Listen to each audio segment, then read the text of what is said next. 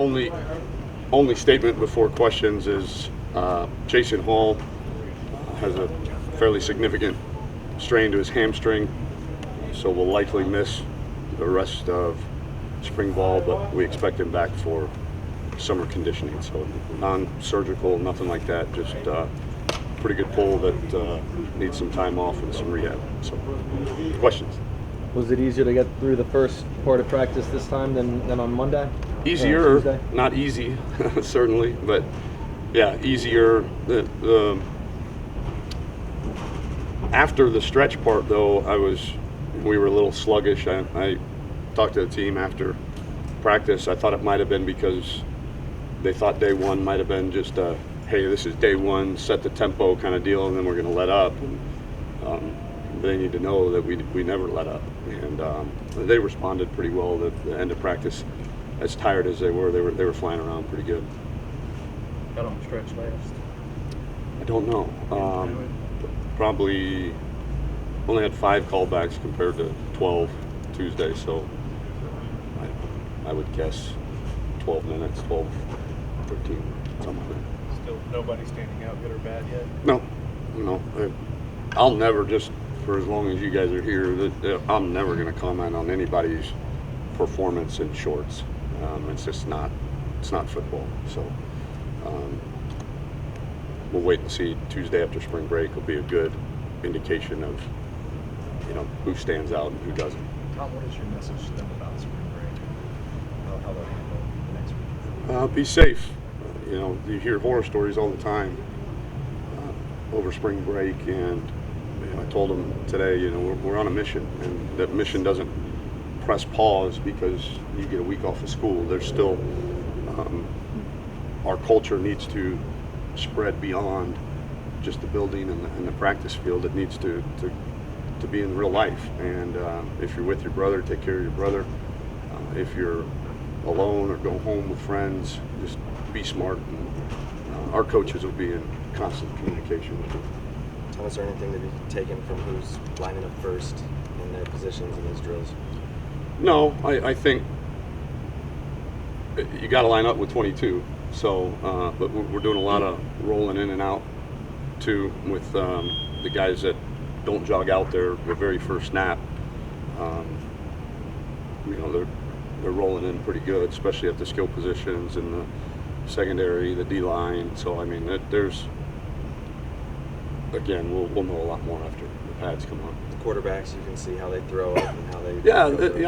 That was their heads are swimming right now with the new offense and the tempo of it and what's expected of them. There's a lot on the quarterback's plate in this offense, and so it's really me and Coach Beck were actually talking. It's probably the only position in football where you have to teach scheme before you teach fundamentals, because you literally can't get through a practice if your quarterback doesn't know to open left or open right, to look at this guy versus that guy in his read and all that. So you teach the scheme first, and there's some fundamental things. Both of them are a bit of overstriders, so we got to compact them a little bit, but that'll come once they're comfortable in the offense.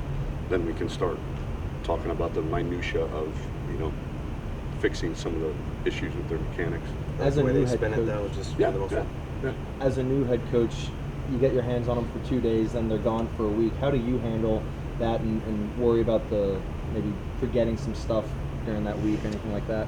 Yeah, I don't know. I think because when we come back, we'll have that Monday to meet. You'll be able to refresh them, as well as with the first practice that they're back on that Tuesday, being in pads. You try as offense and defensive staffs not to install very much new stuff. It's more going over what you installed day one and day two now in pads, full speed in pads, and then you can that Thursday kind of hit them with a few new things in installation. Does that make you like this setup? They get the reefs, does you see it? And then Yeah, I do. We thought about, because we're a new staff and giving us time as a staff to kind of get our bearings of waiting until after spring break, but then you got to try to cram 15 practices into 4 weeks rather than 13, and because we got to hit the road spring recruiting, and so you don't want to drag it out. And I've done the 4 practices a week model, and that's tough on the kids. Coach, when you saw that film from Tuesday's practice, what were your thoughts? My thoughts were that we need to continue to develop our practice habits and go through the echo of the whistle. That was the main takeaway. But when guys it was impressive when guys were going full speed and through the whistle. There's certainly a lot of athleticism out there on the field. What have you seen from Lil Jordan Humphrey? Just winter conditioning. What do you like about his work ethic? He had a really good winter.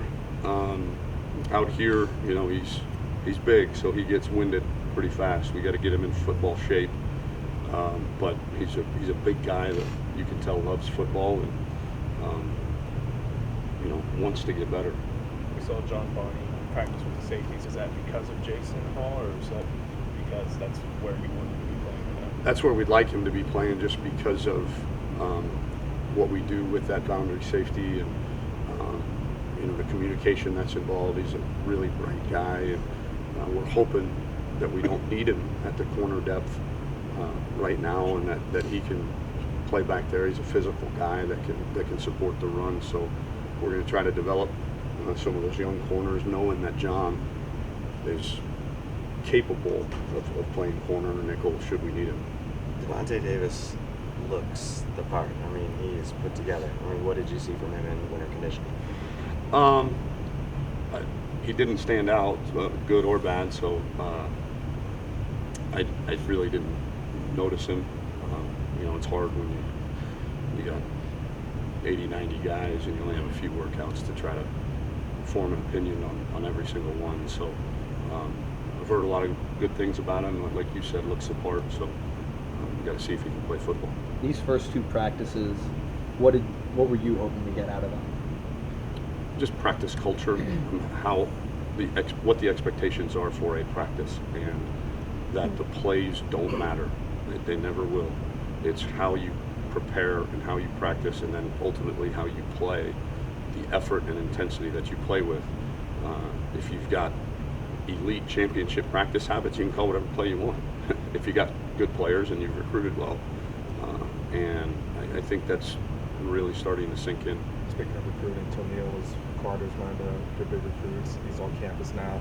What have you seen from him so far, off-season wise and everything? He looks like a high school senior right now. Certainly not used to the workload at this level. So, but he's eager to learn. He's not defiant, which is good. He just got to grow up in a hurry in terms of, again, the practice habits and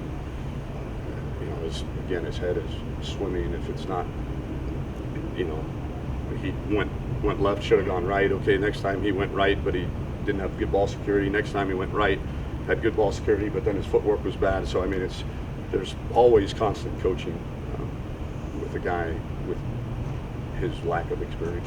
Christmas has some length. What did you see from him in winter conditioning?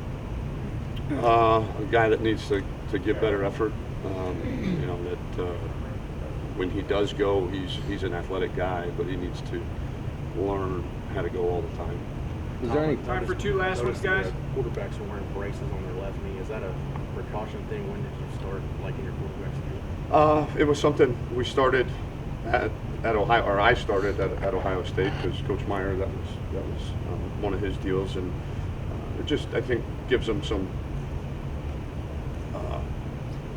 security back there, knowing that they can step into throws and all that, and not worry about things that are at their feet. And then on game days, it's kind of their decision whether they win on game day or not. with the lightning that came and having to move into the bubble, was there anything that you could glean from the way the team responded to that change? Yeah, it was. That's one of the things that I was happy with at the end of practice, was how they came in and went right to work and didn't bat an eye. It didn't take kicking them in the butt. I think they were excited to be in here a little bit and get out of there, and not have to worry about lightning or anything like that. So, yeah, that was positive. How many players in your comes from the group?